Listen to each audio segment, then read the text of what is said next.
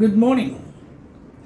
பலவேளை சிந்திக்கிற இன்னொரு விஷயமும் உண்டு. ஏன் இந்த உலகத்தில் ஒரு மனிதன் படைக்கப்படுகிற பொழுது ஊனமுற்றவர்களாய் அல்லது பார்வையற்றவர்களாய் அல்லது ஏழையாக படைக்கப்படுகிறார்கள் என்று சிந்திக்கிற பொழுது ஊனமுற்றவராய் பார்வையற்றவராய் ஏழையாய் படைக்கப்பட்டவர்கள் எல்லாம் இறை ஆசி பெற்றவர்கள். ஒரு வகையில் சிந்தித்து பார்க்கிற பொழுது அவர்களுக்கு வாழ்க்கையில் வெற்றி பெற்றுகிற நிலைமை கண்டிப்பாக இருக்கும்.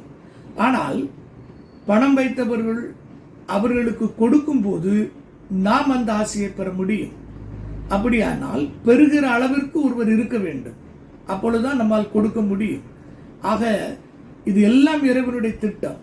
ஆனால் என்னை பொறுத்தவரையில் நாம் ஒரு உதவி செய்து அந்த உதவியை அவர்கள் திருப்பி செய்வார்கள் என்று சொன்னால் அது சரிசமமாகி விடுகிறது.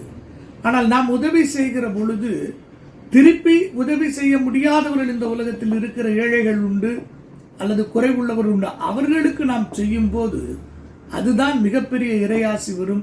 அது நமக்கு மனமகிழ்ச்சியை தரும் என்பதுதான் இந்த காலை நான் முன்வைக்கிற கருத்து. நன்றி, வணக்கம்.